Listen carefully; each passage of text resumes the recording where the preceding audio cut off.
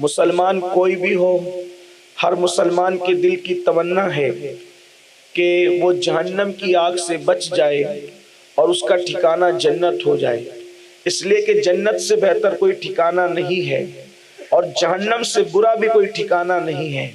جہنم کے اندر انسان اگر ڈال دیا گیا تو اس کی کیفیت یہ ہے، اللہ کے رسول صلی اللہ علیہ وآلہ وسلم فرماتے ہیں کہ دنیا کی آگ سے 69 درجہ زیادہ جہنم کی آگ ہے، اور ایک مقام پہ فرمایا دنیا کی آگ سے 70 درجہ زیادہ جہنم کی آگ ہے۔ اگر کسی کو جہنم کی آگ سے نکال کر دنیا کی آگ میں ڈال دیا جائے تو اس کو یوں لگے کہ جیسے اس کو آگ سے نکال کر باغ میں داخل کر دیا گیا ہے۔ میرے آقا صلی اللہ علیہ وآلہ وسلم کے پیارے دیوانوں، اور جنت وہ ٹھکانہ ہے کہ جب انسان جنت میں داخل ہوگا تو اس کو دنیا کی ساری نعمتیں ہیج نظر آئے گی۔ جنت کا سب سے بڑا کمال یہ ہے کہ انشاءاللہ جنت میں ہم اپنے اللہ کا دیدار کریں گے۔ جس خدا کو بغیر دیکھے ہم اس کی عبادت کرتے ہیں، اس کی وحدانیت کی گواہی دیتے ہیں، اس کو قادر و قیوم مانتے ہیں، اس کو حی اور ممیت مانتے ہیں، اللہ اکبر، اس کا دیدار ہوگا اور اس شان سے ہوگا جس طریقے سے دیکھنے والے چاند کو دیکھتے ہیں، اس شان کے ساتھ انسان مومن اپنے رب کا دیدار کرے گا۔ لیکن اس کے لیے کوئی بہت مشکل کام نہیں ہے، بہت آسان راستہ قرآن نے بتایا ہے۔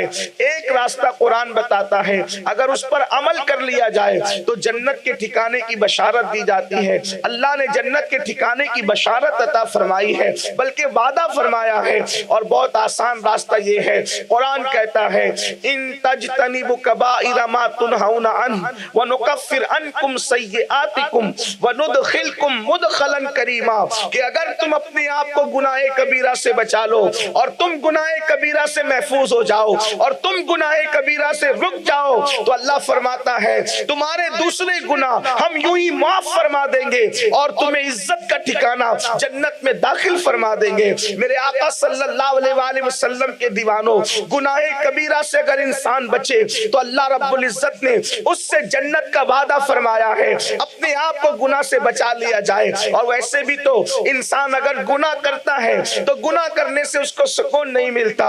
اللہ اکبر، گناہ کرنے والی قوموں کا حال کیا ہے؟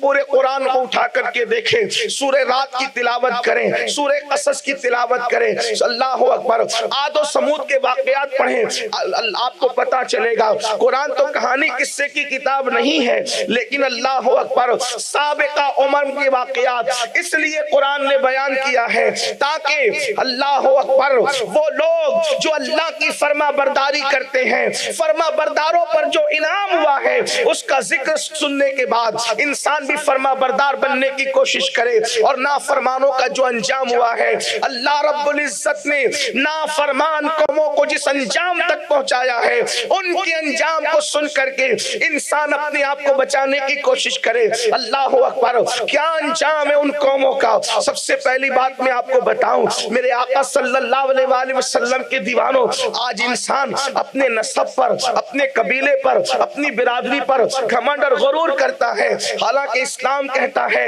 انسان کو نسب پر، قبیلے پر، خطے پر، علاقے پر غرور اور گھمنڈ کرنے کی بجائے اللہ کو راضی کرنا چاہیے اور اس کے محبوب سے عشق کرنا چاہیے۔ علامہ جامی کہتے ہیں بندے عشق شدی ترک نسب کن جامی، کہ فلاں ابن فلاں ابن فلاں چیزیں نیست۔ اے انسان، عشق کا لباس پہن لے، اور عشق کا لباس پہننے کے بعد تو جو ہے نسب پر غرور اور گھمنڈ کو ترک کر دے، اس لیے کہ اس کی اولاد کہلانا کیا چیز ہے؟ بڑی چیز تو یہ ہے کہ تم اللہ اس کے رسول سے محبت کرنے والے کہلاؤ۔ اللہ اللہ، اہل محبت وہاں نظر آتے ہیں جہاں اہل نسب نظر نہیں آتے۔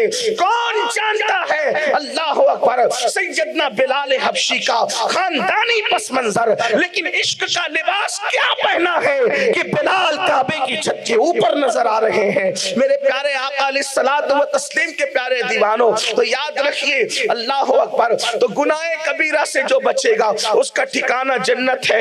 اللہ اکبر۔ تو عرض یہ کر رہا تھا، آج انسان سوچتا ہے میرا باپ یہ، میرا دادا یہ، لیکن قرآن جب آپ اٹھا کر کے پڑھیں گے تو آپ کو پتا چلے گا اللہ نے جن قوموں پر عذاب نازل فرمایا ان میں اکثریت بنی اسرائیل کی ہے۔ یہ بہت خاص بات ہے، بنی اسرائیل کی اکثریت ہے۔ اور بنی اسرائیل کون ہے؟ اسرائیل لقب ہے یعقوب علیہ السلام کا، اسرائیل لقب ہے یعقوب علیہ السلام کا۔ اور بنی اسرائیل کون؟ مطلب اولاد یعقوب، آل یعقوب۔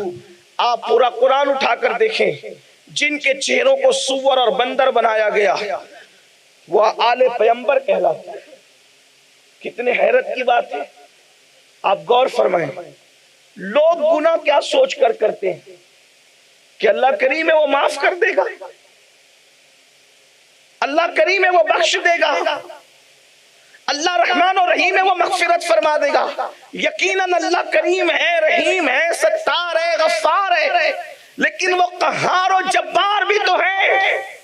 قرآن بنی اسرائیل کا قصہ بیان کر رہا ہے کہ اللہ نے ان میں سے بعض کی صورتوں کو سور اور بندر کی طرح کر دیا۔ کون تھے وہ؟ پیغمبروں کی اولاد میں سے تھے۔ اب جب پیغمبروں کی اولاد میں سے کوئی گناہ کرے اور ان کے چہرے تبدیل کر دیے جائیں، اور کس بنیاد پر؟ اگر آپ قرآن کا مطالعہ کریں تو آپ کو قرآن بتائے گا کہ بظاہر آج کل کے لوگوں کے لیے تو بہت چھوٹی سی بات نظر آتی ہے، جس بنیاد پہ ان کے چہرے اللہ نے سور اور بندر کی طرح کیے تھے۔ آئیے میں قرآن مقدس کی تفسیر خزائن العرفان سے آپ کے سامنے یہ بات پیش کرتا ہوں۔ اس کو اور بھی تفاسیر میں سمجھتا ہوں کہ کسی مکتبہ فکر نے اس سے کوئی اختلاف نہیں کیا۔ تفسیر سب کی جو ہے وہ کم و بیش الفاظ کے اختلاف کے ساتھ اس پہ جو میں گفتگو کر رہا ہوں سب اس کی تائید کرتے ہیں۔ اس کے بعد ہم چلیں گے، اگر وقت میں گنجائش رہی، کہ ہم کہاں ہیں اور اولاد پیغمبر کے کس گناہ پر اللہ نے ان کو سور اور بندر کی شکل دی۔ پہلے یہ واضح کر دوں کہ دنیا میں جو بندر اور سور ہے یہ ان لوگوں کی نسل نہیں ہے، یہ ایک الگ ہے، یہ جانور ہے۔ کیونکہ اللہ نے جن کے بھی چہرے بدلے، چہرے تبدیل کیے، ان کو اللہ نے پھر 3 دن سے زیادہ کی مہلت نہیں دی، وہ 3 دن سے زیادہ زندہ نہیں رہے اور وہ ہلاک کر دیے گئے۔ حضرت یعقوب علیہ السلام کی اولاد کو بنی اسرائیل کہتے ہیں، اور بنی اسرائیل کے انبیاء میں سے ایک نبی کا دور تھا، وہ دور حضرت سیدنا داؤد علیہ السلام کا دور تھا۔ داؤد علیہ السلام کے بعد بنی اسرائیل جو ہے پھر حضرت سلیمان علیہ السلام کو پاتے ہیں، پھر مختلف انبیاء کو، حتیٰ کہ حضرت عیسیٰ علیہ السلام تک سارے انبیاء بنی اسرائیل میں آئے، اس لیے ان کی داستان بڑی طویل ہے۔ اور یہاں تک فرمایا گیا، اللہ کے رسول علیہ السلام فرماتے ہیں کہ واعظ و نصیحت کرتے وقت بنی اسرائیل کے واقعات جو ہے وہ بیان کیے جائیں کہ اس میں عبرت بہت ہے، کیونکہ اللہ نے قرآن میں ان کے بہت واقعات بیان کیے۔ اس میں سے ایک واقعہ، اللہ تبارک و تعالیٰ نے ہفتے کے دن شکار کرنے والی قوم کا تذکرہ قرآن میں فرمایا۔ وہ کیا چیز ہے؟ چونکہ بنی اسرائیل سنیچر کے دن کو احترام کا دن سمجھتے تھے، ان کے نزدیک ہفتے کا دن، سنیچر کا دن احترام کا دن تھا، تعظیم کا دن تھا۔ تو اللہ جب کسی قوم سے امتحان لیتا ہے تو کوئی چیز اس پہ پابندی لگاتا ہے، منع کرتا ہے، اللہ آزماتا ہے۔ بلکہ اللہ نے انسان کو دنیا میں بھیجا ہی آزمائش کے لیے ہے۔ قرآن کہتا ہے الذی خلق الموت والحیات لیبلوکم ایکم احسن عملا، کہ ہم نے زندگی اور موت کو پیدا کر کے تمہارا امتحان لیا کہ کون تھوڑی سی زندگی کو پا کر اچھا عمل کرتا ہے۔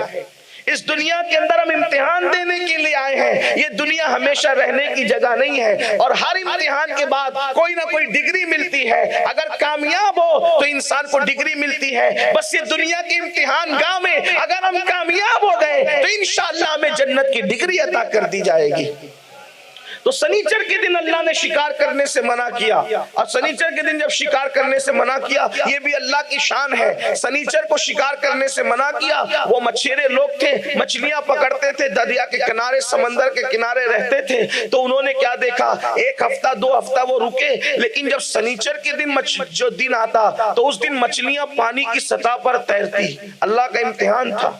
جس چیز کو اللہ منع کرتا ہے پھر بندے کا امتحان لیتا ہے. اسی طریقے سے آپ نہیں دیکھتے کہ انسان جو ہے وہ سال بھر جو ہے وہ اس کی طبیعت شربت کی طرف توجہ نہیں جاتی جبکہ وہ اس کا روزہ نہیں ہو، لیکن روزے کا جب آخری وقت آ جائے تو اس کو ایسا لگتا ہے کہ جیسے شربت اس کی جان سے زیادہ عزیز ہو گیا ہے اور منہ میں پانی آنے لگتا ہے. یہ کیفیت ہوتی ہے انسان کی. تو اللہ رب العزت نے سنیچر کے دن شکار سے منع کیا اور اسی دن پانی پر مچھلیاں تیرتی ہے. تو کچھ لوگوں نے جو ہے اس میں ایک ہیلا نکالا. ہیلا یعنی کہ اس کو کیا کہہ سکتے ہیں آپ سمجھنے سمجھانے کے لیے، ہیلا نکالنے کے لیے، اس کو سمجھانے کے لیے اپنی ناقص عقل کے مطابق یوں کہوں کہ یوں کھانے کی بجائے انہوں نے اس طریقے سے کھانے کی کوشش کی. اب سمجھ میں آئی بات نہیں؟ ہیلا کیا نکالا انہوں نے؟ ہیلا یہ نکالا کہ بھئی ہم سنیچر کو شکار نہیں کریں گے. ہم سنیچر کو شکار نہیں کریں گے. کیا کریں گے؟ ہم دریا میں سے ایک نالی کھود دیں گے اور ایک گہرا گڑھا بنا دیں گے اور اس میں کیا کرنا ہے، سنیچر کے دن جب مچھلی پانی پر تیرے گی ایک دم سطح پر تو یہ ہماری جو نلی ہوگی اس کے اندر آ کر گڑھے میں وہ پھنس جائے گی اور پھر ہم اتوار کے دن جا کے اس کو نکال لیں گے. تو یہ تو وہی ہوا، چاہے جال میں پھنساؤ چاہے گڈھے میں پھنساؤ، پھنسانا تو ہوا ہی. لیکن انہوں نے دماغ چلایا. جیسے آج کل لوگ سود کو جائز کرنے کے لیے دماغ چلا رہے ہیں، جیسے آج لوگ 3 طلاق کے بعد بھی بیوی کو رکھنے کے لیے دماغ چلا رہے ہیں، جیسے آج کل کچھ لوگ معاذ اللہ ثم معاذ اللہ سود کو حلال کرنے کے حوالے سے ایڑی چوٹی کا زور لگا رہے ہیں. یعنی کچھ نہ کچھ انسان اپنے دماغ سے جو ہے وہ تانے بانے بنتا رہتا ہے تاکہ اللہ کی حرام کردہ چیز اس کے لیے حلال ہو جائے. سن لو، خدا کی حرمت کو پامال کرنے والوں، اللہ رب العزت کی کہ غضب کو جب کوئی چیلنج کرتا ہے تو پھر قدرت اس کو دھول چٹا دیتی ہے، قدرت اس کے ساتھ اعلان جنگ کرتی ہے. اللہ کے رسول صلی اللہ علیہ وآلہ وسلم نے ارشاد فرمایا قیامت کی نشانیوں میں سے ایک نشانی یہ بھی ہے کہ لوگ طلاق دینے کے بعد اپنی عورتوں کو گھر میں رکھیں گے. اللہ اکبر. اللہ کے محبوب صلی اللہ علیہ وآلہ وسلم نے یہ قیامت کی نشانی بیان کی. آج لوگ کرنے بہت ساری چیزوں کو، جوا کو حلال کرنے کی کوشش کی جا رہی ہے، شراب کا نام بدل کر کے اس کو حلال کرنے کی کوشش کی جا رہی ہے، نشے کی چیزوں کے نام تبدیل کر کے اس کو حلال کرنے کی کوشش کی جا رہی ہے. یہ بھی اللہ کے رسول صلی اللہ علیہ وآلہ وسلم نے، میرے اور آپ کے نبی غیب داں نبی نے 1450 سال پہلے بیان کر دیا تھا کہ شراب کا بھی نام بدل بدل کر پیا جائے گا. آج دیکھ لیجئے وہ سب حالات ہیں. اللہ اکبر. تو ہوا یہ کہ ان لوگوں نے نالی نکالی، گڑھا کھودا اور اس کے بعد پھر سنیچر کو شکار نہیں کرتے تھے اور اتوار کے دن یا کسی دوسرے دن نکال لیتے تھے. بنی اسرائیل میں 3 گروپ ہو گئے. ان کے اس فعل سے بنی اسرائیل میں 3 گروپ ہو گئے. آپ بہت دھیان سے سن لیں، مزید آپ کی توجہ درکار ہے. اہل ممبر بھی اگر موبائل چھوڑ کر کے سن لیں تو ان کے لیے بھی برکت کی بات ہے. اس کی وجہ یہ ہے کہ جب اللہ رسول کے فرامین بیان کیے جائیں تو عوام اور اہل علم سب توجہ کریں. عوام کے لیے تو سیکھنے کی بات ہے، اہل علم اگر کوئی غلطی ہو تو اصلاح کے لیے. وہ موبائل میں لگے رہیں گے تو پھر ہوگا کیا؟ برکتیں جاتی ہیں اس سے. تو تھوڑا سا ممبر کا بھی خیال کیا جائے. میری گزارش ہے کہ اگر تکلیف ہو تو مجھے معاف فرما دیں، لیکن اس کا خیال فرمائیں. ایک بار درود شریف پڑھیں آپ. رب صلی وسلم دائما ابدا علی حبیبک خیر الخلق کلہم صلاۃ و سلام علیک یا جد الحسن والحسین. تو ہوا یہ کہ ان لوگوں نے یہ کرنے کی کوشش کی تو 3 گروپ ہو گئے. بنی اسرائیل میں 3 گروپ ہو گئے. نمبر 1 وہ گروپ جو مجرم اور پاپی تھا، یعنی مچھلیوں کا شکار کرتا تھا. نمبر 2 وہ گروپ جو ان کو منع کرتا تھا کہ مت کرو. اگر تم ایسا کرو گے اللہ کا عذاب آئے گا، تم نے نہیں کرنا۔ اور سنو، اگر تم نے کیا تو ہم تم سے تعلق توڑ دیں گے۔ ایک مجرم ہے اور ایک دوسرا گروپ ہے جس کو میں آج کے ماحول میں یہ کہوں گا کہ لوگ اس کو کٹر گروپ کہتے ہیں۔ سمجھانے کے لیے یہ کٹر لوگ ہیں، کوئی بھی چیز دیکھتے تو ٹوکتے ہیں۔ اگر ٹوکنے والے دنیا سے ختم ہو جائیں تو وہی انجام ہوگا جو بنی اسرائیل کا انجام ہوا۔ یہ محفلیں بھی روکنے اور ٹوکنے کی محفلیں، ورنہ امر بالمعروف نہی عن المنکر کا مطلب کیا ہے؟ تو بنی اسرائیل کے 3 گروپ ہوئے، شکار کرنے والا مجرم، منع کرنے والا حق گو گروپ، نہیں کرنا ورنہ تم سے تعلق توڑ دیں گے، نہ سلام کریں گے نہ کلام کریں گے۔ تفسیر اٹھا کر کے دیکھیں۔ ایک دوسرا گروپ تھا بیچ والا گروپ، یہ گروپ ہمیشہ خطرناک رہا ہے۔ بیچ کے لوگ ہمیشہ خطرناک رہتے ہیں، یہ بات اچھی طرح یاد رکھنا۔ کہیں بھی بچولے کبھی بہتر نہیں ہوتے، اسی لیے دنیا میں ایک مومن ہے، ایک کافر ہے، اور اس کے بیچ میں منافق ہے۔ دیکھیے اللہ نے مومن کی شان بیان کی، چند آیتوں میں بیان ہو گئی، کافر کی مذمت کی، چند آیتوں میں بیان ہو گئی، لیکن منافقین کے لیے 17 آیتیں بیان کی گئی، کیونکہ یہ تھے بچولے۔ یہ طبقہ بڑا، ہر دور میں یہ طبقہ بڑا خطرناک رہا ہے۔ مجرم ہے اور مجرموں کے ساتھ لڑائی کرنے والے ڈٹ کے کھڑے، اور بیچ کے لوگ ہیں ہم تو شکار نہیں کریں گے، ہم شکار نہیں کریں گے، لیکن ان کو منع بھی نہیں کریں گے، ان سے سلام بھی کریں گے، کلام بھی کریں گے اور باتیں بھی کریں گے۔ اگر آپ ان کو سمجھ لیں تو ان کو آپ صلح کلی کا بھی نام دے سکتے ہیں، اگر سمجھنے سمجھانے کے لیے کہیں تو۔ یہ بیچ کا گروپ ہے۔ اب ہوا کیا، یہ جو گروپ تھا جو منع کر رہا تھا، اس گروپ نے کہا کہ اگر تم نے نہیں مانا تو بات چیت بند، اور جو بیچ کا گروپ تھا اس سے بھی کہا تم بھی یہ سب کر رہے ہو، مجرموں کے ساتھ اٹھتے بیٹھتے ہو، ان کی ہمت بنداتے ہو، ان کا بائیکاٹ نہیں کرتے، تم بھی ادھر ہی جاؤ، ہم تم سے بھی بات چیت بند کرتے، سلام کلام بند کرتے۔ بظاہر یہ چیزیں تکلیف دہ معلوم ہوتی ہے، لیکن یہ بھی امر بالمعروف اور نہی عن المنکر کا ایک حصہ ہے کہ مجرموں کو پناہ نہ دی جائے، پہلے مجرموں کو سمجھایا جائے، اور اگر مجرم نہیں مانتے ہیں تو پھر ان کا بائیکاٹ کیا جائے، ان کو سماج کے اندر جو ہے ایک حقیر نظر سے دیکھا جائے تاکہ دوسروں کے لیے عبرت ہو جائے۔ کیا ہوا پھر؟ قرآن مقدس کی بات ہے، میں تفسیر سے آپ کے سامنے گفتگو کر رہا ہوں۔ ہوا کیا؟ دونوں گروپ الگ ہو گئے، یہ گروپ الگ ہو گیا، ان لوگوں نے ان کے درمیان جو ہے ایک دیوار قائم کر دی، دونوں کو الگ کر دیا۔ بیچ کا گروپ شکار نہیں کرتا تھا، شکاریوں کو منع بھی نہیں کرتا تھا، جرم کرتا بھی نہیں تھا، جرم کرنے والوں کو روکتا بھی نہیں تھا، اور پھر دیوار اٹھ گئی۔ روزانہ ایک دوسرے کی آواز سنتے تھے، لیکن ایک دن ایسا آیا کہ اہل حق کا یہ گروپ جو مخالفت میں ڈٹا تھا، جو لوگوں کو ڈانٹ رہا تھا، اصلاح کر رہا تھا، سمجھا رہا تھا، نہیں ماننے پر جو ہے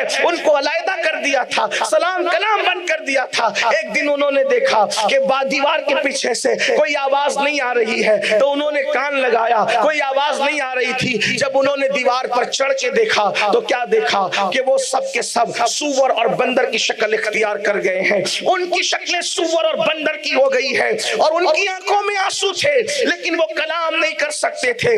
دونوں گروپ کو سور اور بندر بنا دیا گیا۔ آپ سے پوچھنا چاہتا ہوں، اللہ اکبر، سنی اجتماع میں آنے والوں مجھے بتاؤ، اللہ اکبر، کہ وہ گروپ تو جو مچھلی کا شکار کر کے اللہ کی حدوں کو توڑ رہا تھا، اس کو سور اور بندر بنا دیا گیا۔ بات سمجھ میں آتی ہے، لیکن دوسرا گروپ تو مجرم نہیں تھا، پھر اس کو سور اور بندر کیوں بنایا گیا؟ تو اس کی وجہ یہ ہے کہ وہ لوگ شکار نہیں کرتے تھے، لیکن شکار کرنے کو برا بھی نہیں سمجھتے تھے، اس لیے وہ بھی برابر کے مجرم قرار دیے گئے، اور جب برابر کے مجرم قرار دیے گئے تو حالت یہ ہوئی جو انجام مجرموں کا ہوا وہی انجام مجرموں کے ساتھ اٹھنے بیٹھنے والوں کا، ان سے دوستی رچانے والوں کا، ان کے فعل پر مذمت نہ کرنے والوں کا بھی ہوا۔ اب آپ سے پوچھتا ہوں، وہ تھے کون؟ وہ بنی اسرائیل تھے، یعنی اولاد پیغمبر تھے۔ اب آپ سے پوچھتا ہوں کہ اپنے آپ سے محبت نہیں، اپنے آپ سے خلوص نہیں، اپنے آپ سے پیار نہیں، اپنی آخرت سے محبت نہیں، مسلمانوں بتاؤ، اگر اللہ کی منع کردہ چیز کو بنی اسرائیل اولاد پیغمبر کرے مارے تو اللہ ان کو سور اور بندر کی شکل دے دیتا ہے. اللہ اکبر. ہمارا کیا انجام ہے؟ اور پھر ہم تو بیچ والا گروپ بھی بنے ہوئے ہیں. دیندار طبقہ اکثر بیچ کا گروپ بنا ہے کہ وہ گناہ تو نہیں کرتا لیکن گناہ کرنے والے کو روکتا بھی نہیں ہے, ان کو ٹوکتا بھی نہیں ہے. کیا آپ نے نہیں سنا؟ آپ مثال کے طور پہ دیکھیں, بہت سارے گناہ کبیرہ ہم دیکھتے ہیں لیکن روکنے کی کوشش نہیں کرتے, ٹوکنے کی کوشش نہیں کرتے. مثال کے طور پر نشے کو ہی لے لیجئے. اللہ اللہ, نشہ سماج میں عام ہو رہا ہے, یہ بھی گناہ کبیرہ ہے. یہاں تک اللہ کے رسول صلی اللہ علیہ وآلہ وسلم نے فرمایا میری امت کے کچھ لوگ ہوں گے جن کے چہرے بدلے جائیں گے, ان کے چہرے بھی بندر اور سور کی طرح کیے جائیں گے. اور یہ بھی فرمایا راتوں رات ان کے مکان زمین میں دھسا دیے جائیں گے. اللہ کے حبیب غیب کا نبی صلی اللہ علیہ وآلہ وسلم فرماتے ہیں راتوں رات ان کے مکانات زمین کے اندر دھسا دیے جائیں گے. آقا فرماتے ہیں قبروں میں ان کی شکلیں سور اور بندر کی طرح کر دی جائے گی. اصحاب مصطفیٰ نے پوچھا یا رسول اللہ, جن کے گھر راتوں رات زمین میں دھس جائیں گے, جن کی شکلیں سور اور بندر کی طرح کر دی جائے گی, وہ کون لوگ ہوں گے؟ کیا وہ کلمے کے منکر ہوں گے, یعنی وہ مسلمان نہیں ہوں گے؟ تو میرے آقا علیہ السلام نے فرمایا کلمہ بھی پڑھیں گے, قرآن کو اللہ کی کتاب بھی کہیں گے, محمد الرسول اللہ کو اللہ کا نبی بھی کہیں گے, اس کے باوجود بھی ان کے گھر راتوں رات زمین میں دھسا دیے جائیں گے اور ان کے چہروں کو قبروں میں تبدیل کر دیا جائے گا. پوچھا وہ کون ہوں گے؟ فرمایا وہ میوزک بجاتے ہوں گے, وہ میوزک میں مبتلا ہوں گے, موسیقی میں مبتلا ہوں گے, ناچ گانوں میں مبتلا ہوں گے, اور فرمایا شراب کا نام بدل بدل کر کے پیئیں گے. آپ سے پوچھنا چاہتا ہوں وہ بھی دھسیں گے. جب اولاد پیغمبر کو, میں کوئی توہین کے طور پہ نہیں کہہ رہا ہوں, عبرت کے طور پہ کہہ رہا ہوں, آل نبی کے چہرے حضرت یعقوب علیہ السلام کی اولاد میں ان کے چہرے جب بدلے جا سکتے ہیں, کیا ہمارا باپ کوئی صحابی ہے, ہمارا باپ کوئی ولی ہے, ہمارا باپ کوئی نبی ہے؟ آپ عبرت کی بات تو دیکھیں, کون سے وہ گناہ اور جرائم ہیں جو امت محمدیہ میں نہیں. اللہ کے رسول صلی اللہ علیہ وآلہ وسلم مثال کے طور پہ آج لوگ نشہ کرتے ہیں, بھائی نشہ کرتا ہے, دوسرا بھائی اس کو سمجھاتا نہیں ہے, اور اگر وہ نہ سمجھے تو اس کی مخالفت بھی نہیں کرتا. اللہ کے رسول علیہ السلام نے فرمایا جس نے نشہ کرنے والے کو اپنی محفل میں جگہ دی, توجہ کریں, گناہ جو عام ہو رہے ہیں مسلمانوں کی بے جا حمایت اور نرمی کی وجہ سے, ورنہ اگر ہم وہ طریقہ اختیار کریں جو اصحاب مصطفیٰ کا طریقہ تھا, ہم نے اس کو چھوڑ دیا ہے. جہاں وہ کسی کی غلطی دیکھتے تھے فوراً ٹوکتے تھے, فوراً روکتے تھے, بلکہ اللہ اکبر غلطی کرنے والا کوئی بھی ہو اس کو نہیں دیکھا جاتا تھا, بلکہ شریعت محمدیہ کا لحاظ کرتے ہوئے کسی کو بھی روک اور ٹوک دیا جاتا تھا. میں اس کو غلطی تو نہیں کہوں گا اس لیے کہ میرا مسلک مکمل ادب ہے, الدین کلہ ادب, میرا دین ادب, میرا مذہب ادب, میرا مسلک ادب, میرا مشرب ادب, ادب ہی ادب ہے. لیکن ایک بات آپ کو بتاؤں, آج ہمارے اندر ہمت نہیں ہے ہم کسی صاحب منصب آدمی کو ٹوک دیں. ایک مرتبہ فاروق اعظم, کون فاروق اعظم؟ عمر ابن خطاب, جس کا ذکر توریت میں ہے, جس کا ذکر انجیل میں ہے, جس کا ذکر قرآن میں ہے. حضور علیہ السلام فرماتے ہیں عمر کی زبان پہ حق بولتا ہے. حضور علیہ السلام فرماتے ہیں کہ عمر کے ذکر سے اپنی محفل کو زینت دیا کرو. آقا علیہ السلام فرماتے ہیں عمر کو دیکھ کے شیطان رستہ بدل دیتا ہے. اللہ کے رسول علیہ السلام فرماتے ہیں میری امت میں ایک شخص ہے, اللہ اکبر, وہ فتنوں کا دروازہ ہے, جس وقت وہ شہید ہو جائے گا فتنوں کا دروازہ ٹوٹ جائے گا, اور امت میں فتنے ایسے نمودار ہوں گے جیسے کالی رات میں بادل چھا جاتے تو جیسے بارش برستی ہے, ویسے اس کے بعد فتنوں کا ظہور ہوگا. جب تک وہ ہوں گے فتنے نہیں ہوں گے, اس کے بعد فتنے ہوں گے. صحابہ نے پوچھا وہ کون ہے؟ آقا فرماتے میں امید کرتا ہوں وہ عمر ابن خطاب ہے. ایسی شخصیت جس کے بارے میں اتنی حدیث ہو. ایک بار نماز جمعہ میں لیٹ آئے, تاخیر سے جمعہ کی نماز میں, ایک جوان نے کھڑے ہو کے کہا امیر المومنین اب آپ بھی لیٹ آئیں گے مسجد میں. آپ بھی, حالانکہ وہ مسجد کے وہ امام نہیں تھے جو امام کا عرف آج ہمارے یہاں ہے کہ امام کو لگایا جاتا ہے, تنخواہ پہ پیسے دیے جاتے ہیں, وہ معاملہ نہیں تھا. حالانکہ یہ کوئی بری چیز نہیں ہے, لیکن میں صرف سمجھانے کے لیے, کیونکہ آج کے امام پر اس امام کو آپ قیاس نہ کریں. وہ وہاں کوئی تنخواہ پر امام نہیں تھے مسجد نبوی کے، وہ بلکہ وہ لوگوں کو تنخواہیں دیتے تھے، وہ لوگوں کو تنخواہیں دیتے تھے، وہ امیر المومنین تھے۔ اللہ اکبر! بلکہ یہ مسجد کی امامتیں تو ان لوگوں کی خیرات ہے جو ہم مصلوں پر کھڑے ہوئے ہیں۔ فاروق اعظم کو ایک نوجوان ٹوکتا ہے، آپ بھی تاخیر سے آئیں گے جمعہ کی نماز میں، جبکہ رسول اللہ کے دور میں یہ تھا کہ اذان لوگ مسجد کے اندر سنا کرتے تھے، اب دیر سے آئے۔ فاروق اعظم نے بڑے مجمع میں کوئی غصہ نہیں کیا، تو اتنا بڑا ہو گیا مجھے ٹوک رہا ہے، میں نبی کا صحابی ہوں، تو کون ہوتا ہے؟ ایسا کچھ نہیں، کیونکہ وہ رسول اللہ کے تربیت یافتہ تھے۔ اب آپ نے بڑے مجمع میں پوری مسجد بھری ہوئی ہے، جواب دیا لیٹ آنے کی وجہ یہ ہے کہ میرے پاس ایک ہی جبہ ہے، اور وہ جبہ جب میں فجر کی نماز پڑھ کے جمعہ کے دن جاتا ہوں تو اس کو دھو کر کے سکھاتا ہوں، اور تم جانتے ہو کہ سردی کی وجہ سے آج مدینے میں سورج نہیں نکلا تو میرا جبہ سوکھنے میں لیٹ ہو گیا، تو جب جبہ سوکھنے میں تاخیر ہو گئی اس لیے مجھے جمعہ میں آنے میں تاخیر ہو گئی۔ لوگوں کی آنکھوں سے آنسو جاری ہو گئے کہ وقت کا امیر المومنین ایک ہی جبے پہ زندگی گزار رہا ہے، اور لوگوں نے اس جبے کو دیکھا تو اس کی آستین سے جو ہے وہ ریشے نکل رہے تھے، دھاگے نکل رہے تھے۔ کسی نے کہا امیر المومنین اس کو سل لیجئے، فرمایا میں نے اپنے محبوب کو جب اس حالت میں دیکھا ہے تو میں اب زینت کی طرف کیوں توجہ کروں؟ اس طرح کے وہ لوگ تھے۔ آج مسلمانوں کا حال یہ ہو گیا ہے کہ اگر کسی کو دیکھ رہے ہیں کہ سالی کے ساتھ وہ نکاح کر کے رہ رہا ہے، مسلمان بولتے ہیں یار مالدار آدمی کون اس کے منہ لگے گا؟ میں کہتا ہوں پھر کربلا کس چیز کا نام ہے؟ اگر صاحب ثروت اور صاحب منصب کے آنکھ میں آنکھ ڈالنے کے، آنکھ میں آنکھ ڈال کے بات کرنے کی جرت نہیں ہے اور پھر لوگوں کو روکنے کی ہمت نہیں ہے، تو پھر کربلا کس چیز کا نام ہے؟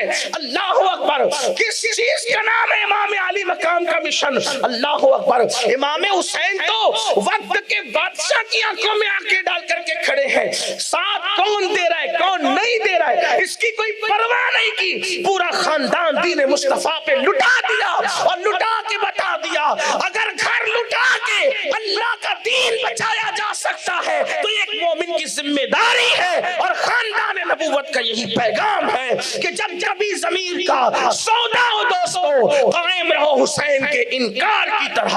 آج اگر بھائی شراب پیتا ہے، زنا کرتا ہے تو ایک بھائی اس کو ڈھانپتا ہے، سمجھاؤ نہیں مانے تو بائیکاٹ کرو۔ اسلام میں مجرموں کو پہلے سمجھانا ہے پھر بائیکاٹ کرنا ہے، اور اگر ایسا نہیں کیا تو آؤ فقی ابو اللہ سمرقندی اپنی کتاب قرۃ العیون میں لکھتے ہیں اللہ کے رسول علیہ السلام نے فرمایا جس نے کسی نشہ کرنے والے کو اپنی محفل میں جگہ دی قیامت کے دن اللہ اس کو اندھا اٹھائے گا۔ شرابیوں کی عزت کرنے والے اندھے اٹھیں گے، نشہ کرنے والوں کو محفل میں جگہ دینے والے اندھے اٹھیں گے۔ جو دنیا میں اندھا ہو اس کی زندگی برباد ہو جاتی ہے، جو آخرت میں اندھا اٹھے۔ اور پھر سوچو نشہ کرنے والے کو عزت کی جگہ دی تو اندھا اٹھے گا، اس کا استقبال کیا تو اندھا اٹھے گا، محفل میں اس کے ساتھ بیٹھا تو اندھا اٹھے گا، پھر وہ خود نشہ کرنے والے کی حالت کیا ہوگی، اس کی کیفیت کیا ہوگی؟ آپ جانتے ہیں اللہ اکبر، یہ تو وہ جرائم ہے جس کا ذکر کرتے کرتے کلیجہ منہ کو آتا ہے۔ اللہ کے رسول علیہ الصلوۃ والتسلیم نے ارشاد فرمایا، یہاں تک آقا فرماتے ہیں اگر نشہ کرنے والا بیمار پڑے، ام المومنین سیدہ عائشہ صدیقہ اس کی راوی ہے، آقا فرماتے ہیں نشہ کرنے والا بیمار پڑے اس کی عیادت کے لیے نہ جاؤ، اپنی بیٹیوں کا رشتہ اس کے ساتھ نہ کرو، فرمایا مر جائے اس کے جنازے میں شرکت نہ کرو۔ حالانکہ فقہ حنفی کا ایک مقلد ہونے کی وجہ سے میں یہ صرف حدیث نقل کر رہا ہوں بیان کے لیے، لیکن ہمارے یہاں مرتکب کبائر کی جنازہ پڑھی جائے گی، یہ وضاحت ہے ہمارے یہاں، لیکن ام المومنین سیدہ عائشہ صدیقہ، اور اس کو بھی حنفی عالم لکھ رہے ہیں، فقی ابو اللہ سمرقندی لکھ رہے ہیں کہ ام المومنین روایت کر رہی ہے کہ بیمار پڑے نشہ والا تو عیادت کو نہ جاؤ، مر جائے تو اس کے جنازے میں شرکت نہ کرو، اس کو قرض کی ضرورت ہے تو اس کو قرض مت دو، بھوکا دیکھو تو اس کو کھانا نہ کھلاؤ۔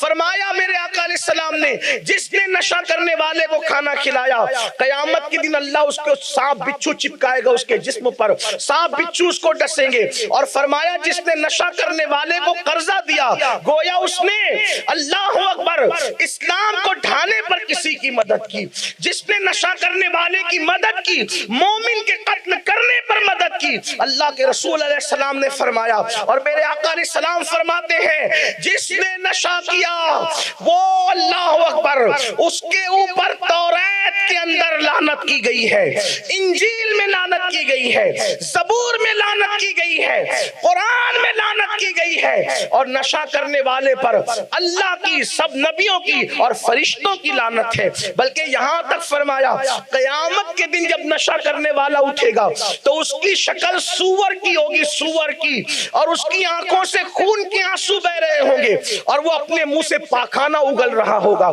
اس کے منہ سے پاخانہ بہ رہا ہوگا۔ میں پوچھنا چاہتا ہوں کیا نشہ کرنے والوں کو نشہ کرتے وقت یہ احساس نہیں ہوتا؟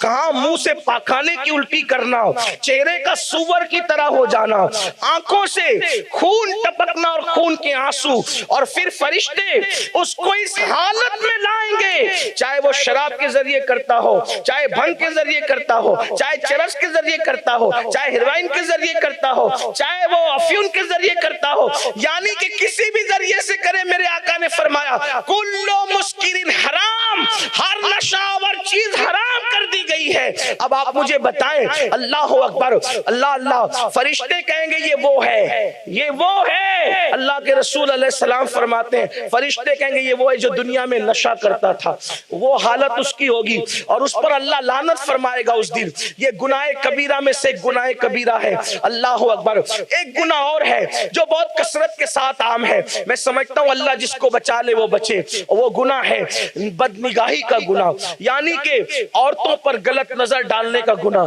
بہت سارے لوگ اس سے بھی محفوظ نہیں ہیں، بلکہ آنکھوں کو چکر مکر کرتے ہیں، ادھر دیکھا ادھر دیکھا، عورتوں پہ نظر ڈالی۔ قرآن کہتا ہے قُلْ لِلْمُؤْمِنِينَ يَغُضُّ مِنْ أَبْصَارِهِمْ، اللہ فرماتا ہے مومنوں کو حکم دیا جائے، ایمان والوں سے کہہ دیا جائے کیا کہ وہ اپنی نگاہوں کو نیچی رکھے۔ فرمایا گیا اللہ اکبر، آنکھوں کا غلط استعمال شیطان کے ہتھیاروں میں سے ایک ہتھیار ہے، شیطان کے تیروں میں سے ایک تیر ہے۔ بہت سارے ایسے لوگ ہیں کہ نشے نے اور آنکھ کے غلط استعمال نے ایمان تک لیا ہے، ایمان تک لیا ہے۔ مجھے یہاں ایک بات یاد آئی، اس کو کثرت کے ساتھ کتابوں میں لکھا گیا ہے۔ بنی اسرائیل کا ایک عابد تھا، اس کا نام برسیسا تھا۔ برسیسا اتنا عبادت گزار تھا کہ 60,000 اس کے شاگرد اس کی تربیت کی وجہ سے ہوا میں اڑتے تھے۔ یہ حدیث پاک میں، اس کو علامہ ابن الجوزی نے بھی لکھا، فقی ابو اللہ سمرقندی نے بھی لکھا، علامہ ابن حجر نے بھی لکھا۔ میں ان تینوں کا حوالہ دے رہا ہوں، الفاظ مختلف ہوں گے لیکن گفتگو کا ما حصل وہی ہے۔ توجہ کرنا، گناہ انسان کو کفر تک، جیسے بیماری انسان کو موت تک لے جاتی ہے، بیماری موت نہیں ہے لیکن موت تک لے جاتی ہے، اگر اس پہ کنٹرول نہیں کیا گیا تو بیماری موت تک لے جائے گی۔ ایسے ہی اگر گناہ سے نہیں بچا گیا تو گناہ انسان کو کفر تک لے جائے گا۔ گناہ سے بچا جائے اور گناہ سے سخت نفرت کی جائے۔ حیرت ہے، ہم سور سے تو نفرت کرتے ہیں لیکن پھر شراب سے کیوں نفرت نہیں کرتے؟ حالانکہ دونوں یکساں حرام ہیں، دونوں کی حرمت بالکل ایک جیسی ہے۔ حیرت کی بات یہ ہے کہ لوگ نشے سے پھر کیوں اتنی نفرت؟ سور کا نام آ جائے تو منہ اترتا ہے، منہ پھیرتے۔ کچھ لوگوں نے تو یہ بھی غلط مسئلہ جو وہ ذکر کر رکھا ہے کہ سور کا نام جو وہ لو تو 40 دن کے لیے کھانا حرام ہو جاتا ہے۔ میں نے اتنی بار لیا تو اس کا مطلب یہ کہ 2 4 6 مہینے کی تو پھر میری چھٹی ہو جانی چاہیے، تو ایسا نہیں ہے۔ تو کچھ باتیں ایسی ہیں کہ ہم نے زبردستی سے عام کر رکھا ہے۔ تو میرے پیارے آقا علیہ السلام کے پیارے دیوانوں، برسیسا 60,000 اس کے شاگرد اس کی تربیت کی وجہ سے ہوا میں اڑتے تھے۔ فرشتوں نے ایک دن اس کی عبادتوں پہ تعجب کرتے ہوئے کہا، فرشتوں نے کہا اللہ برسیسا کیسا عابد ہے؟ ارشاد ہوا انی عالم ما لا تعلمون، جو ہم جانتے وہ تم نہیں جانتے۔ فرمایا برسیسا کافر ہے۔ توجہ کریں آپ، اس کے شاگرد ہوا میں اڑ رہے ہیں، فرشتے اس کی عبادت پر متعجب ہیں، تعجب کر رہے ہیں، اور اللہ فرما رہا ہے کہ وہ کافر اور جہنمی ہے، اس کا علم ہے۔ اسی لیے یہاں پر ایک بات رک کر کے عرض کروں، کتنے بھی عبادت گزار اور نیکوکار بن جاؤ، اپنی عبادتوں پہ کبھی ناز نہیں کرنا، پتہ نہیں اس کے علم میں کیا ہے، اس نے ہمارے لیے کیا لکھ رکھا ہے ہمیں نہیں پتا۔ جب تک دونوں پیر جنت میں نہیں پہنچ جائیں کوئی دیر ہوشیاری کی ضرورت نہیں ہے، میں ایسا میں ویسا میں ویسا، اپنی میں نکال دیں۔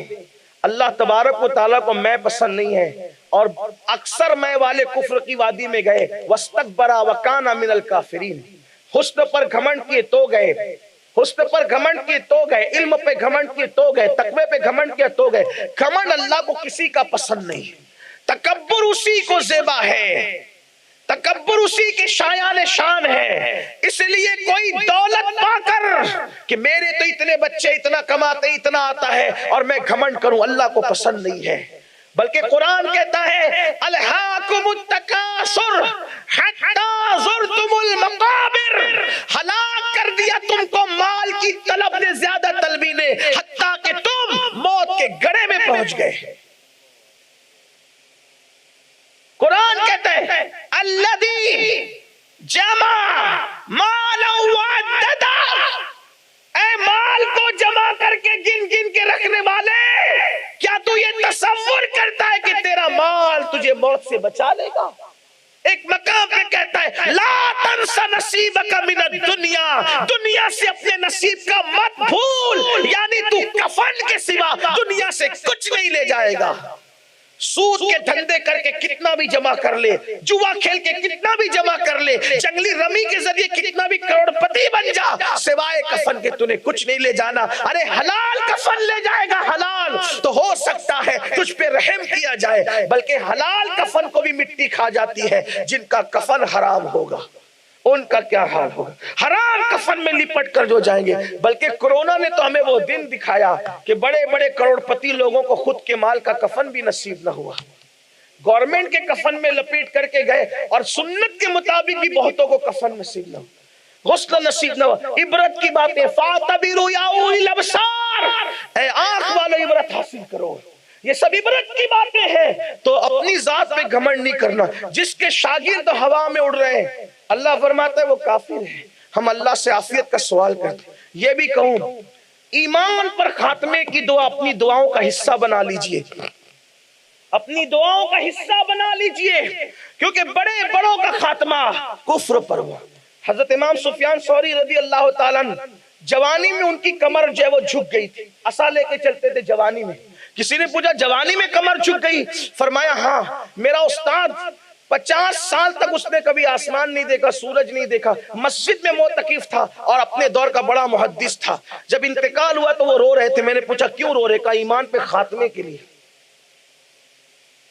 جس نے 50 سال تک مسجد کی کبوتری بن کے زندگی گزاری، جس کی تکبیر اولیٰ فوت نہ ہوئی، وہ بھی دنیا سے جاتے ہوئے یہ کہتے ہوئے رو رہا ہے کہ میرا خاتمہ ایمان پہ ہوگا، یعنی اس کی کوئی گارنٹی نہیں۔ امام سفیان ثوری کہتے ہیں میں نے سوچا اتنا بڑا متقی آدمی جب اس کے ایمان پہ خاتمے کی کوئی گارنٹی نہیں ہے تو ہمارا کیا ہوگا؟ مجھ پہ اللہ کا ایسا خوف طاری ہوا کہ میری کمر کی ریڑھ کی ہڈی کڑکڑ کرتے ہوئے ٹوٹ گئی، محفل نے سب نے سنا، اور آج میں جو ہے اس طریقے سے جھک کر کے چل رہا ہوں۔ آپ کیا سمجھتے ہیں؟ بلکہ آپ کو حیرت ہوگی کفر پر مرنے کے اندیشے کن کن کے ساتھ ہے۔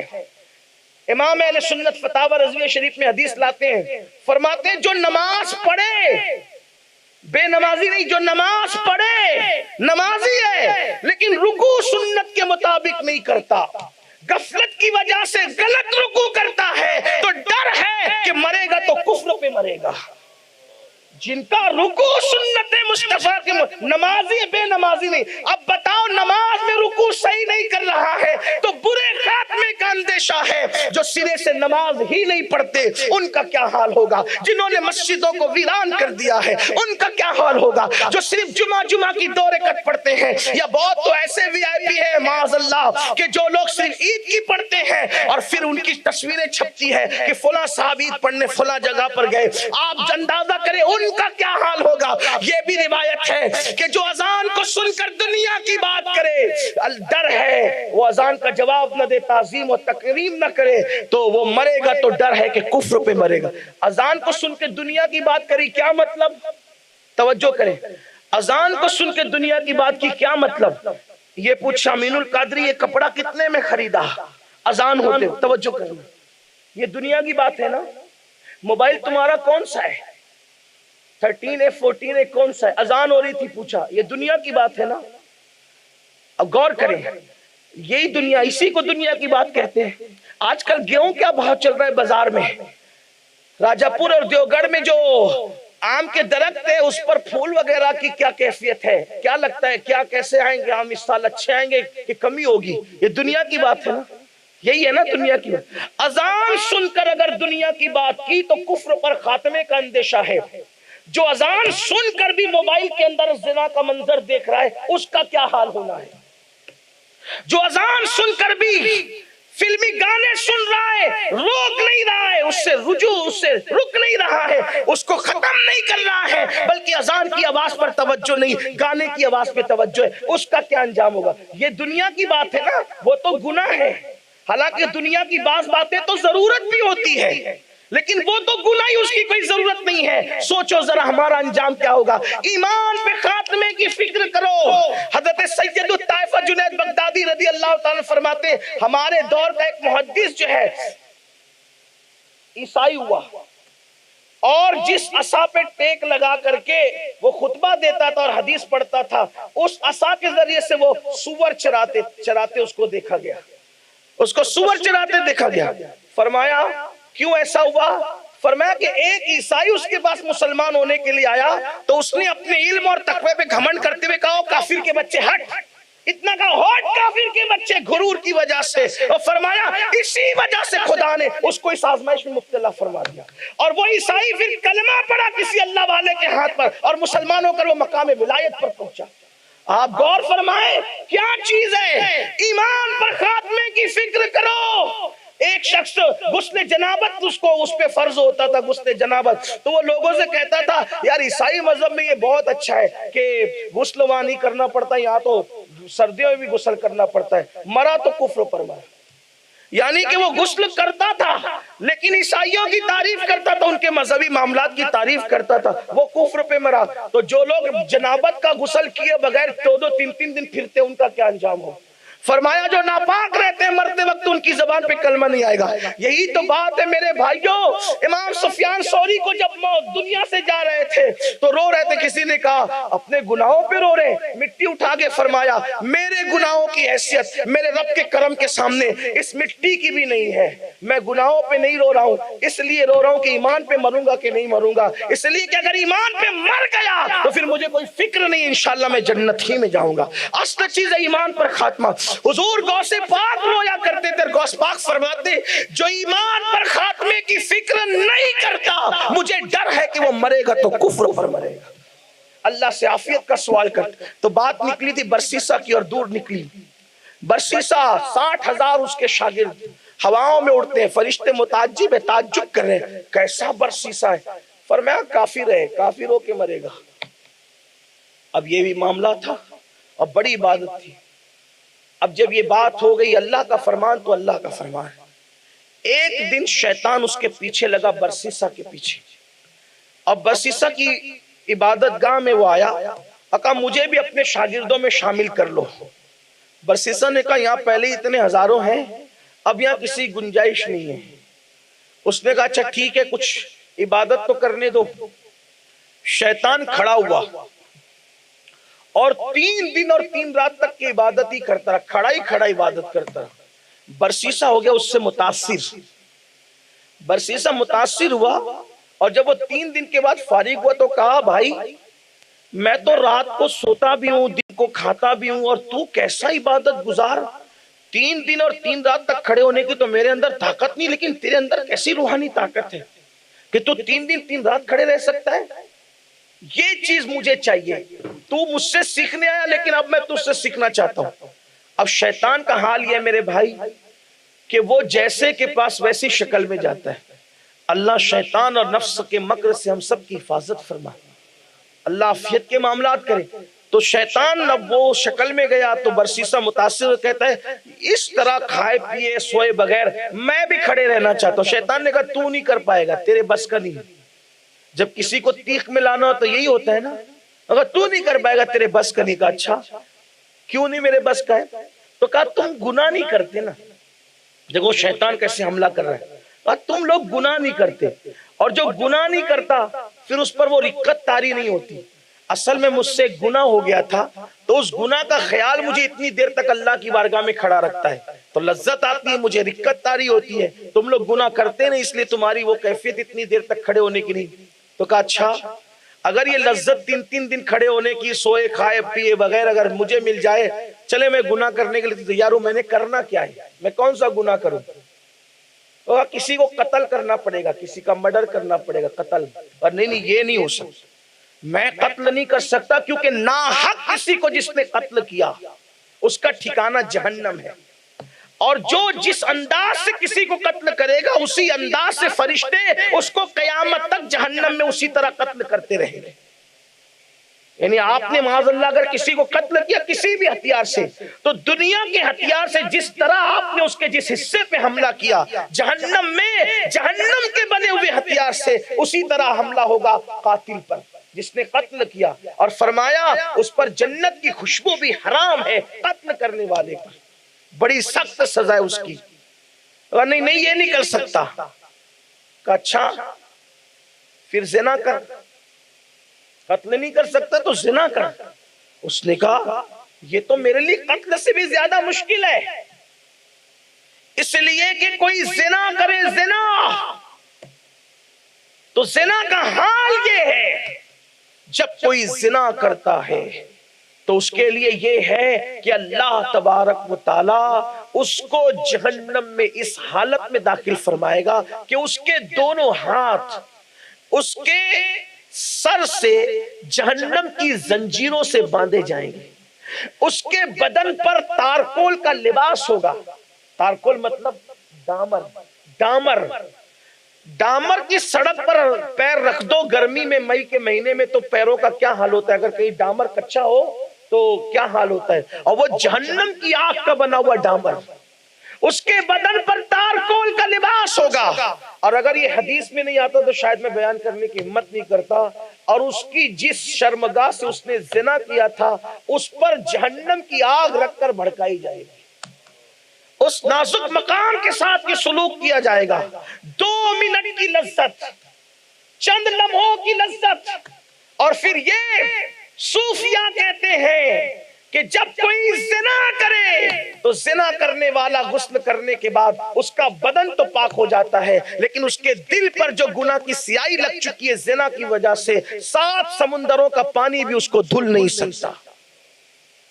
آج زنا کو بھی فیشن کا نام دیا جا رہا ہے، زنا بھی فیشن ہو چکا ہے، یہاں تک فرمایا گیا زنا کرنے والے کو دنیا ہی سے سزا دی جانا شروع کر دی جاتی ہے، اور اس کی پشتوں میں کئی پشتوں تک کے اس زنا کی نحوست باقی رہتی ہے۔ یہ بھی ایک بات آپ کو بتا دوں، ہاں بہت توجہ سے سننا، اولیاء اللہ فرماتے ہیں جس نے زنا کیا ہوگا اللہ اس کی نسل میں لنگڑی لولی اندھی عیبی اولاد پیدا فرماتا ہے۔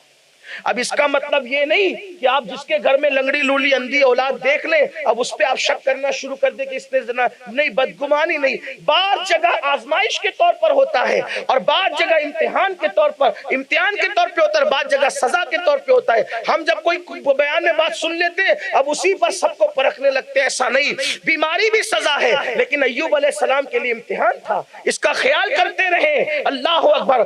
تو میں یہ عرض کر رہا تھا کہ زانیوں کے یہاں عیبی اولاد پیدا ہوتی ہے، نقص والی اولاد اکثر پیدا ہوتی ہے، لیکن بعض لوگوں کو اللہ امتحان کے طور پہ دیتا ہے، اور جن کو امتحان کے طور پہ عیبی اولاد ملتی ہے اس کی نشانی یہ ہے جب وہ اولاد پیدا ہوتی ہے تو اللہ تبارک و تعالیٰ اس کی برکت سے ان کا گھر بھی بھر دیتا ہے اور ان کی آخرت بھی درست کر دیتا ہے۔ یہ نشانی ہے اس کی، کیونکہ اللہ اگر کسی چیز میں کمی کرتا ہے تو کسی کو بڑھ کے دیتا ہے۔ اکثر آپ دیکھیں گے جو اندھے لوگ ہوتے ہیں، نابینا لوگ، ان کا حافظہ بڑا مضبوط ہوتا ہے، وجہ ایک کم کیا تو دوسرا زیادہ کیا، یہ اللہ کی شان ہے۔ اللہ رب रब्बुल इज्जत की अता है। और फिर अंधे लोगों को, नाबीना लोगों को लोग गालियां देते और कहते हैं कि जैसा था वैसा अल्लाह ताला ने तेरे साथ सुलूक किया। याद रखना, किसी के पे ताना नहीं देना, बल्कि अखियारों को जन्नत में जब दीदार होगा तो फिर उसके हिसाब से, उनके अमल के हिसाब से होगा। लेकिन जब नाबीना लोग आएंगे तो अल्लाह ने फरमाया मेरे इम्तिहान पे तुमने सब्र किया, आज तुम्हारे लिए खुसूसी तौर पर जो है वो तजल्ली की जाती है, जब तक चाहो अपने रब का दीदार करते रहो। बहुत से ऐसे बुजुर्ग हैं जो आखिरी उम्र में नाबीना हुए, उनमें से मशहूर सहाबी और हिब्रुल उम्मा रईसुल मुफस्सिरीन हजरत अब्दुल्ला इब्न अब्बास भी है जो आखिर उम्र में नाबीना हो गए। तो अल्लाह तबारक व तआला जिसको जो चाहे इम्तिहान में मुब्तला कर दे। बहुत सारे बुजुर्ग ऐसे अहलुल्लाह जो आखिर उम्र में जिनकी आंखों की बीनाई गई, उन्होंने उस पर सब्र किया। उसमें से हिब्रुल उम्मा हजरत इब्न अब्बास भी हैं। खुद इमाम अहले सुन्नत सैयदी आला हजरत के पीर व मुर्शिद हुजूर सैयदी आले रसूल महरवी रहमतुल्लाहि ताला अलैह आखिर उम्र में आपकी बीनाई भी इंतहाई ज़ौफ़ को पहुंची थी, जैसा कि आपकी सीरत में मिलता है। ये कोई ऐब नहीं है, बल्कि बहुत सारे अल्लाह वाले ऐसे होते हैं कि आखिर उम्र में उनकी बीनाई और उनकी समात इसलिए कमज़ोर कर दी जाती है कि सबको न देख अब मेरा मुशाहिदा कर, सबको न सुन अब मेरी सुन। वो एक अलग मंजिल है और वो बड़ी अजीम मंजिल, और लोग जो है वो इस तरीके की उनके लिए बकवासें करते रहते हैं। बहरहाल तो बरसीसा ने कहा कि मैं जिना भी नहीं कर सकूंगा, मैंने जिना नहीं करना। उसने कहा, शैतान ने कि फिर ठीक है, अगर न तू कत्ल करने पर आमादा है न जिना करने पर आमादा है, एक छोटा सा काम है, तूने नशा करना है, यानी शराब पीना है। उसने कहा ये आसान है। बरसीसा ने कहा ये आसान है, अगर मैं शराब पी लूं एक घूंट तो मैं भी गुनहगार हो जाऊं, और फिर 3-3 दिन और 3-3 रात तक बगैर खाए पिए मैं भी अल्लाह की इबादत के लिए खड़ा रहूं। हालांकि देखो उसकी नीयत गुनाह करते वक्त अब भी अपनी जात के लिए नहीं थी, कहीं ना कहीं उसकी नीयत में कुछ ना कुछ खैर का पहलू था कि वो ये गुनाह इसलिए करना चाह रहा था कि जैसे तू 3 दिन 3 रात तक खड़ा रहा और तू कहता है कि बगैर गुनाह के ये मुमकिन नहीं है, तो चलो इसीलिए हम गुनाह करते हैं। तो जो खैर की नीयत के साथ गुनाह के रास्ते चले, जब उसका अंजाम ये है, तो जो अपने नफ्स के लिए गुनाहों में डूबा रहे उनका क्या अंजाम होगा। उसने कहा ठीक है मैं नशा कर, ये नशे की चीज मिलेगी कहाँ? कहा फला जंगल में एक औरत रहती है, वहां से तुझे मैसर होगा। उस वक्त सारे शागिर्दों को छोड़कर और अहबाब को छोड़कर बरसीसा जो है वो उस औरत की तरफ खामोशी से चल पड़ा। जब वो चल पड़ा तो फरिश्तों की चीखें निकल गई कि बरसीसा आज अपनी इबादत गाह से कदम बाहर निकाल रहा है पहली बार, और वो भी शराब के हुसूल के लिए, शराब को ढूंढने के लिए, नशे की चीज के लिए। और फिर उसके बाद जब वो वहां पहुंचा तो फिर शैतान तो शैतान है, अल्लाह उसके मक्र से सबकी हिफाजत करे। वहां सब इंतजाम था, खूबसूरत औरत थी, एक बच्चा था, और उसके बाद उसका शौहर कहीं गया हुआ था। बरसीसा पहुंचा, शराब मांगी, उसने दिया, पीता रहा, नशे में बदमस्त हुआ, उस खूबसूरत औरत से जिना किया। इसलिए कि नशा जो है इंसान के अंदर बड़ी गंदगी और गंदी सोच और गंदी फिक्र पैदा करता है। आप अंदाजा करें, आदमी अगर प्याज खा ले, एक मर्तबा प्याज खा ले, तो उसका असर उसके पसीने में जाहिर होने लगता है। प्याज अगरचे वो हलाल है, उसका असर जब पसीने में जाहिर होता है, उसका असर जब मुंह में जाहिर होता है, आप अंदाजा करें मेरे भाई कि शराब का असर क्या ना जाहिर होता होगा और वो क्या असरात ना दिखाता होगा। फिर उसने शराब पिया, जिना किया, जिना के बाद फिर वो बच्चा जो था ख्याल किया उसको दिलाया गया। ये सब मंजर तो बच्चे ने देखा तो कत्ल कर दिया उसको, कत्ल कर दिया उसको। और कत्ल करके जब चला तो इससे पहले कि वो कदम आगे बढ़ाता, शैतान ने जो है वो वहां जाकर काजी के पास मुखबिरी कर दी, बरसीसा कैसा है? कहा वो तो अल्लाह का वली है। कहा चल के देखो। वहां लाया तो देखा लाश पड़ी है और खूबसूरत औरत के साथ जिना का माहौल, उसके असरात अभी भी उस पर जाहिर हैं। तो कहा अच्छा, इबादत का ढोंग रचा कर इतना बदतरीन। बादशाह ने कहा इसकी सजा क्या होनी चाहिए? काजी ने कहा इसकी सजा यह है कि इसको पहले कोड़े लगाओ اور کوڑے لگا کر کے اس کو پھانسی کے پھندے پہ چڑھا دیا۔ پھانسی کے پھندے پہ برسیسا چڑھا تو شیطان آیا اور آ کر کے کہتا ہے برسیسا تیری عبادت خانے میں ہی آیا تھا جو 3 رات 3 دن تک کے کھڑا تھا تجھے نشانہ بنا کے، تجھے لالچ پیدا ہوئی میری طرح عبادت کرنے کی تو ایک گناہ کی طرف تجھے لانے والا میں ہی تھا، اس عورت کے گھر پہنچانے والا میں ہی تھا، زنا بھی میں نے ہی کروایا، قتل بھی میں نے ہی کروایا، قاضی کے پاس اطلاع کروا کر اس کو وہاں تک میں نے پہنچایا، سب میں نے کیا ہے، اور اب تو مر رہا ہے 60,000 شاگردوں کا استاد، تو مر رہا ہے تو ذلیل اور رسوا ہو کے مر رہا ہے، تیرے اوپر الزام ہے کہ تو شرابی ہے، تو قاتل ہے، تو زانی ہے، 3 بدترین بڑے گناہوں کے الزام لے کے تو مر رہا ہے، اگر تو چاہے تو میں تجھے بچا سکتا ہوں، تو بچ جائے گا، پھر اس کے بعد تو نیک بن جانا، یہ سب گناہ لوگ بھول جائیں گے، پھر مرے گا تو تو نیک اور پارسا بن کے مرے گا۔ کہ بچنے کی کیا صورت ہے؟ کہ مجھے ایک سجدہ کر دے، اگر تو مجھے ایک سجدہ کر دے تو میں تجھے بچا سکتا ہوں۔ برسیسا نے کہا میں بندھا ہوا ہوں، میں سجدہ کیسے کروں؟ کہا صرف سر کا اشارہ کر دے گا تو بھی میں تجھے بچا لوں گا۔ اس نے سر کا اشارہ کیا اور شیطان نے ہنستے ہوئے کہا بس ابھی تک تو پاپی ہو کے مر رہا تھا لیکن ایمان تیرے پاس موجود تھا، سو میں نے تیرا ایمان بھی چھین لیا، اچھا اب میں چلتا ہوں۔ یہ کہہ کر کے کہا برسیسا اب تو کفر پر مرے گا، اور لوگوں نے دیکھا کہ برسیسا کفر پر مرا۔ بد نگاہی، شراب اور گناہ کبیرہ کی جو وہ بدی نے اس کو کہاں تک پہنچایا، اور اللہ کا وہ اعلان انی اعلم ما لا تعلمون، اور اللہ کے علم میں اور پھر اس کی خفیہ تدبیر کی اپنی شان ہے۔ اسی لیے میرے آقا علیہ السلام دعا فرماتے تھے یا مقلب القلوب ثبت قلبی علی دینک، اے دلوں کو الٹ پلٹ کرنے والے میرے دل کو اپنے دین پر ثابت قدمی عطا فرما۔ حالانکہ وہ رسول دین لانے والے بھی ہیں اور خود سراپا دین بھی ہے۔ میرے امام کہتے ہیں اللہ کی سرتاب قدم شان ہے یہ، انسان نہیں انسان، وہ انسان ہے یہ۔ قرآن تو ایمان بتاتا ہے انہیں، ایمان یہ کہتا ہے میری جان ہے یہ۔ اللہ تعالی ہمارا ایمان سلامت رکھے، گناہ کبیرہ ہمیں کفر تک لے جا سکتے ہیں، اس لیے اللہ کی بارگاہ میں توبہ کریں، ڈریں۔ اللہ تعالی ہم سب کو عمل کی توفیق بخشے۔ گفتگو کے درمیان کوئی غلطی ہے تو اللہ پاک معاف کرے۔ استغفر اللہ ربی ان ربی لغفور الرحیم۔ السلام علیکم ورحمۃ اللہ وبرکاتہ۔